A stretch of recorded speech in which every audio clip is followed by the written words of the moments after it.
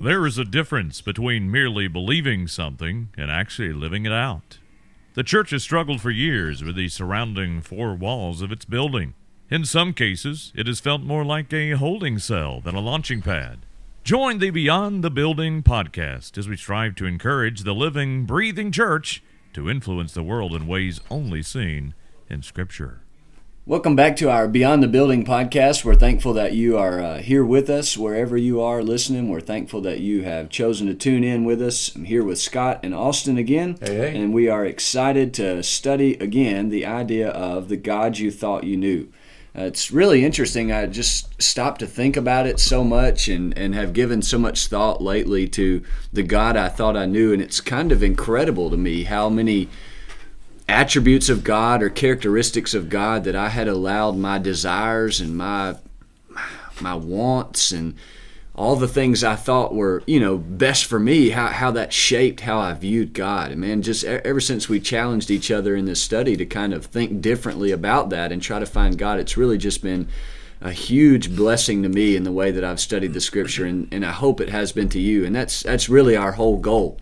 We chose to start with Genesis, obviously, because of the origins and the creations and things like that. And now what we've done is, I guess we've reached a major shift in the Scripture here. We've kind of wrapped up that first beginning type thing, and now we're really transitioning into the life of Abraham. And so over the next couple of weeks, that's kind of where we hope to go. But until then, what we want to do today in our discussion is sort of, I guess, give a recap or a summary, kind of the lessons that we've learned, in order that when we move into these major periods of the Bible and these major characters and these major scenes, these lessons that we've learned about God will continue to be the dominant theme, and not what we think about these characters and their stories and their lives, but what God says. So, in driving home to Richmond, Kentucky, from my parents' house, home's not there anymore, but my parents' house, it's a 6-hour drive. It's something like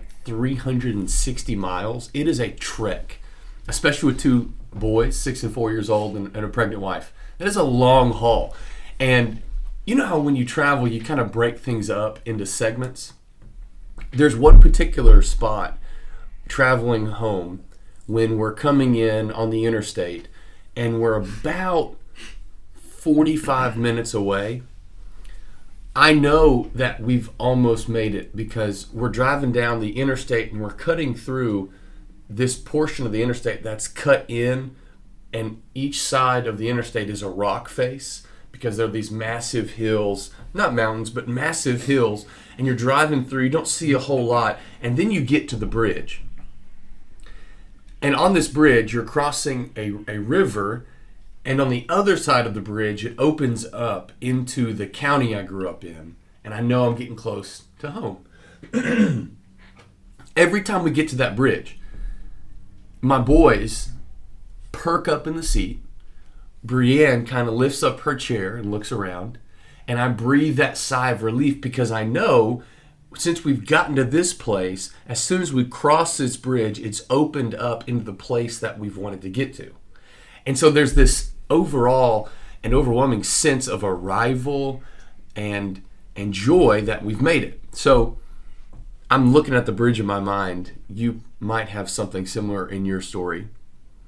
I'm thinking about what we've done. And I've begun to think about Genesis at this place in a different way, kind of like a bridge. So this whole idea is we have been trying to see God for who He is in Scripture, and not just the God we thought we knew. I'm thinking that Genesis 1 to 11, and what we've talked about is chapter 3, 4, 6, and 11. I think God reveals Himself in specific ways in these chapters to prepare us for where we're looking to get to.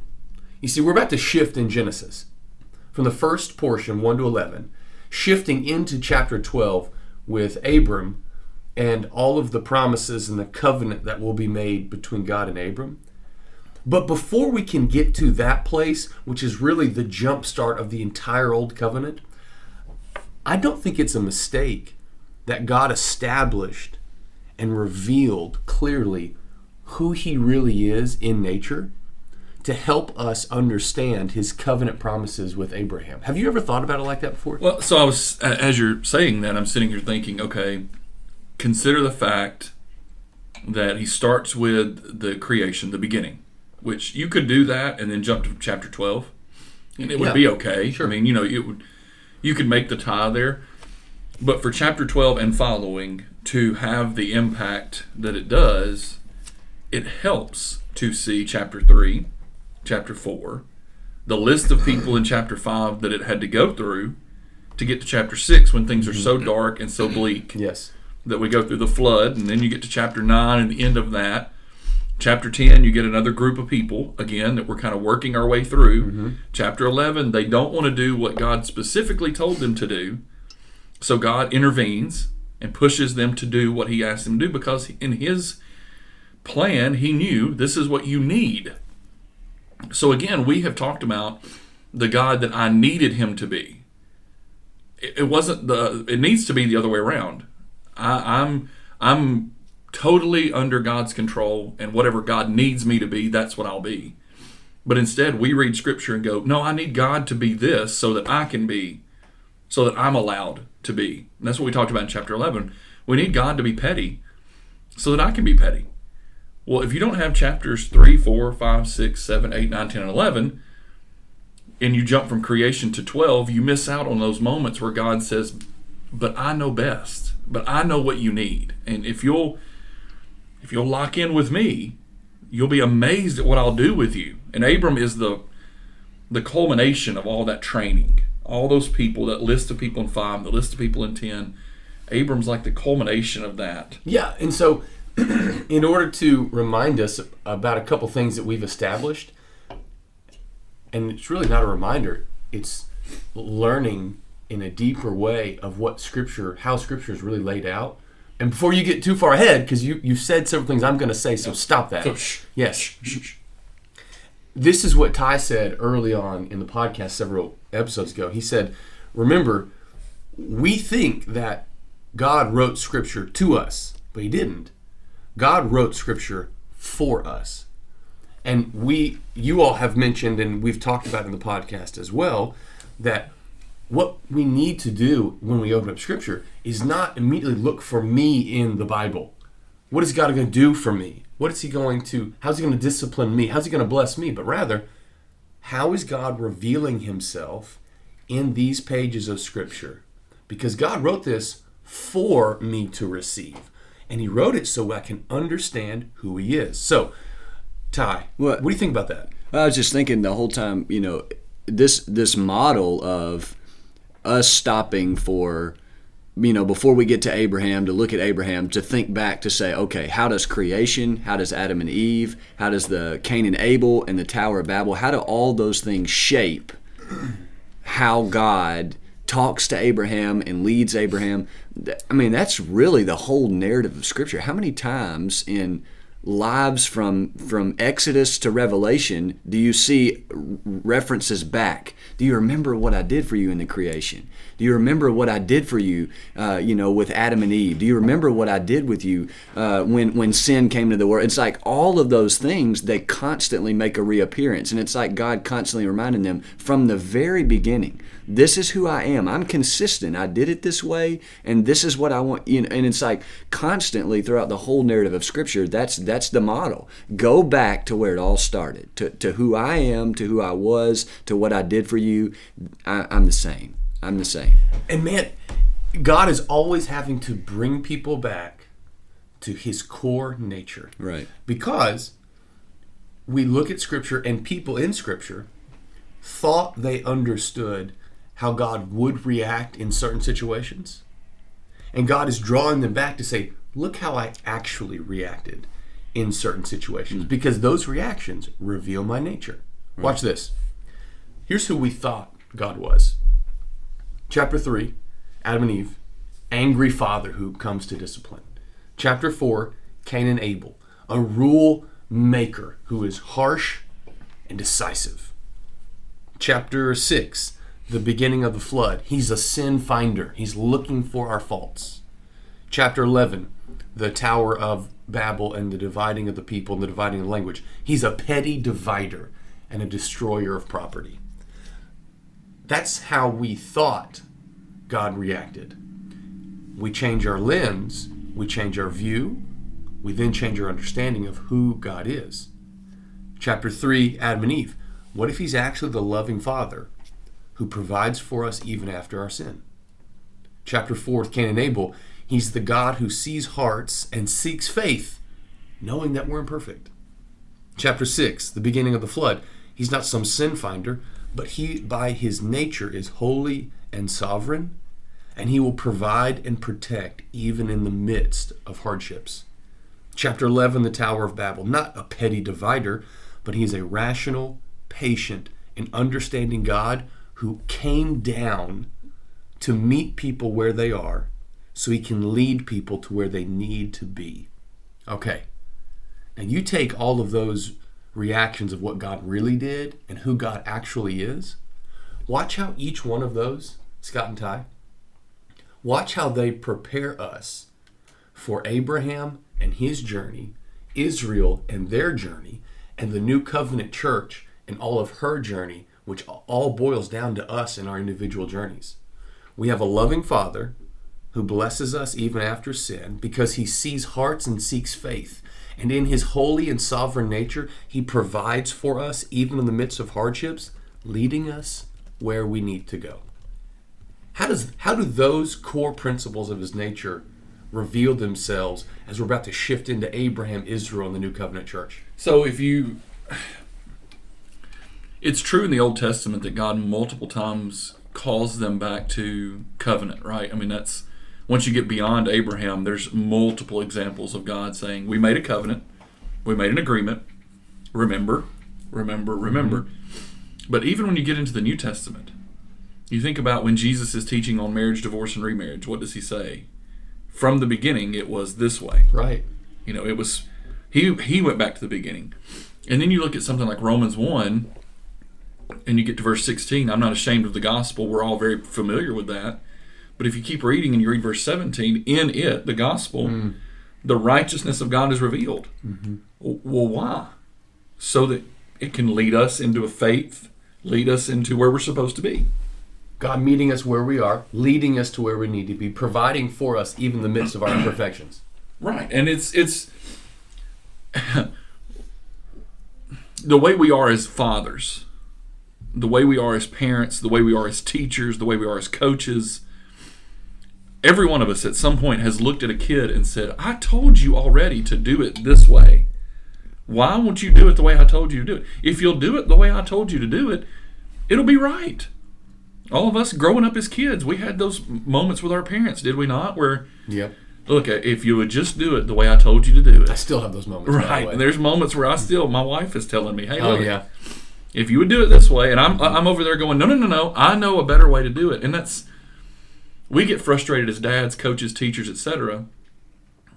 But think how frustrating it has to be at times for God. Yeah. When he's got this book that says, look at how I've reacted every single time. I'm on the record for what I do, for how I react, for how I treat you, for what I do for you. I'm on the record. It's written down. Why won't you just... I think a perfect example, right when you said that, it just made me think about Exodus 4.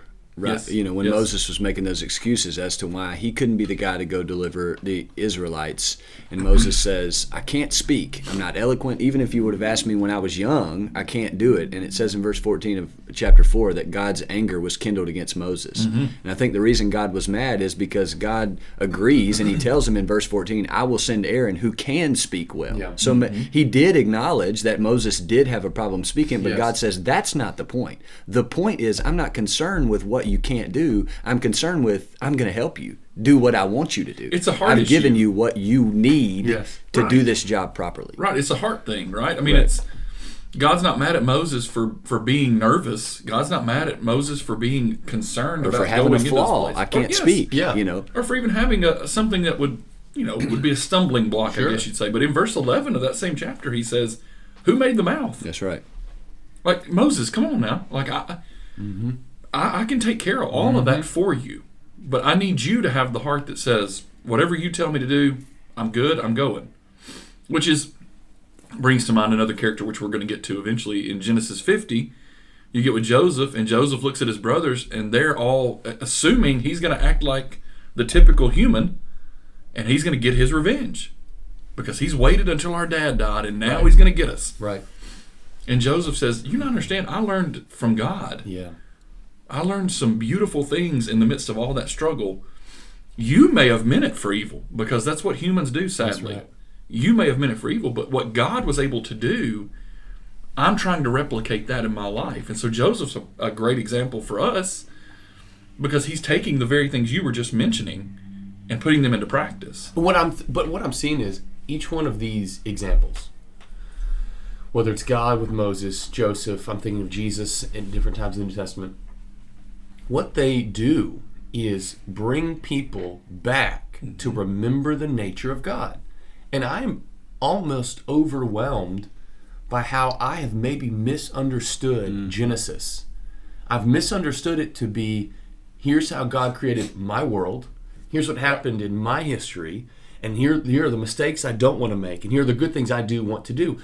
But what if this is the foundation of the nature of God that he reveals to us through all of these stories? Why? Because he knows we will live and forget that nature and need to be reminded about it. You know, the podcast is called Beyond the Building. See, overall, we're trying to tear down the walls of building-centric faith to go out and move beyond the building to live by faith. I think when it comes to Genesis and understanding and seeing the God really for who he is, the God we thought we knew, we're trying to tear down walls of what we thought we knew about God, what we thought we knew about Genesis, and what we thought we knew even about how the Bible is formatted and put together. And I'm making a fundamental shift here. And that's why I keep reiterating it. That God is showcasing his nature to prepare us for the journey of seeing Scripture, so that we have a foundation of who he is. So when situations come up in the future, we're more able to handle those situations, needing constant reminders. What about God with Moses? Wasn't it Moses who said, when I go and talk to him, who am I going to say who sent me? Mm-hmm. What did God say? You tell him I am. Tell him the I am. Mm-hmm. God reminded Moses to remind Pharaoh of who he is. Well, then you get to John 8, and that's Jesus' same response with the Jews.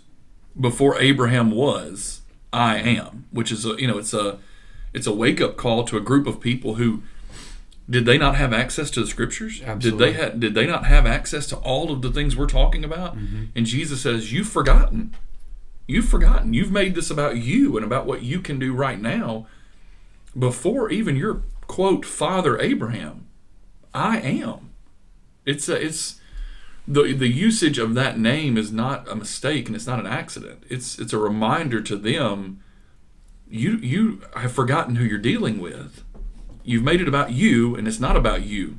It's about him. It's about me. I mean, truthfully, if Jesus really wanted to, he could have said, before Abraham was, I was. Yeah. Me, yes. But instead he used I am, which is a direct connection for them. Again, like we're talking about, back to these very stories and pages. And that's a shot in the arm, man. You think about just like, you look at Genesis, you type Genesis in on the computer. What's a summary of Genesis? And the fall of man, the fall of man, Genesis. And now for me, it's the redemption of God, the goodness of God. It's like, it's just a humongous challenge to set aside me. Well, then you get over it. So, like, I was thinking about 1 Corinthians 10. And you've got Paul, an apostle. He's writing about these examples of things that happened. And then he says in 1 Corinthians 10, he says in verse 11, these things happened to them as an example, but they were written down for our instruction, on whom the end of the ages has come. Therefore, let anyone who thinks that he stands take heed lest he fall. And if you stop there, that sounds like what we were trying to say God looked like to us. It's a negative. These things happen to us. Don't you dare be like them. Don't be like them. And I'm going to tell you what, if you think you're standing, you better be careful. You're about to fall. But if you stop reading there, then you miss the whole point, because verse 13 is kind of the bring home No temptation has overtaken you that's not common to man. God is faithful. That's the reminder of his nature. That's the reminder. Like, if you read all of that and you stop at 12, it's like, yeah, I know.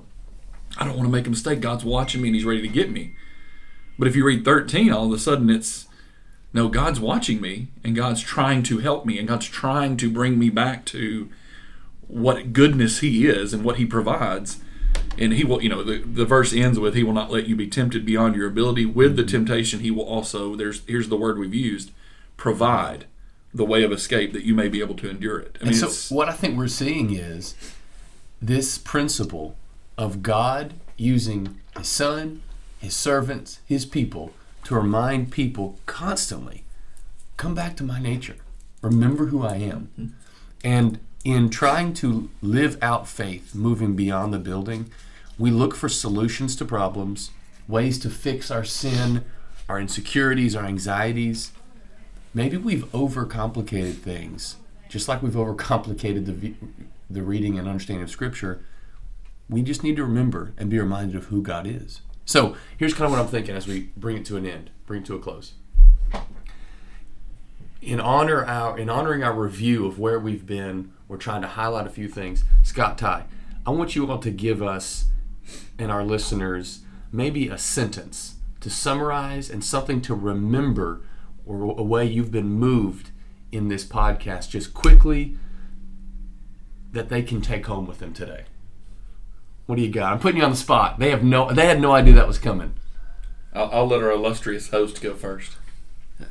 I was thinking, Austin, you mentioned just a minute ago, I don't even remember saying this, so you gave me credit for it, but that God didn't write Scripture, for us, that this Scripture wasn't written specifically for me, but it was written to reveal God to me. That one's one that's dominated my thoughts. The one I've been thinking about all day is, we're thinking about taking this beyond the building. We've talked about Abraham and the shift from all these events into Abraham. God is worth leaving everything behind for. And I thought about how Abraham, we're talking about taking it beyond the building. We dive right into chapter 12. Going beyond the building means getting out of our comfort zones and taking what we learn in Scripture out in the world. Abraham leaves his comfort zone, and he believes that everything he's heard and seen about God, it's worth leaving behind. It's worth leaving behind. And to me, that's just something that's been on my mind when we talk about this review. God is worth leaving everything. I love that. And people using this podcast, listening in this moment, you live by that today. Scott. Right. So I'm thinking along the lines of the faithfulness of God. Our world is so desperate for something to lean on, something to depend on. People are so anxious in the world that we live in. I'm thinking beyond the building, you're walking out into a world that is full of anxiety, nervousness, concern, worry, etc. And here you have in the opening 11 chapters of the Bible, of the way we have the Bible put together, it's the first 11 chapters. You have God establishing the fact that you can depend on Him. Regardless of your situation, your scenario, your sin, regardless of your mistakes, regardless of your goodness, whatever it is you got, it doesn't really matter. The beauty is God establishes the fact you can trust Him, you can rely on Him, and He's not going anywhere. And for me, that's the message I would think would really resonate with people today, because when you look out in the world, you see nothing that you can trust fully. I mean, even people are talking, I was talking to someone not too long ago who lost a close family member, and their comment was, I thought he'd be here forever. And it's that mentality that we take every day. We go out and we think everything that we have right now is going to be there forever. And the sad truth is it's not going to be that way. But here in the first 11 chapters of Genesis, you have God saying, but I am. I'm not going anywhere. I will take care of you. I will provide. I'm faithful. You can trust me. You can lean on me. And I think that, to me, you couple those two things together. God is worth everything. Well, why is God worth everything? Because He's proved that He's worth everything. That's right. We're so thankful that you tuned in with us, that you're studying with us. We are just obviously incredibly blessed to call God our Father. He's revealed to us so much, things that bring us so much comfort and peace. And we're thankful that we get to study Him and that you're studying Him with us on this Beyond the Building podcast. Have a great day.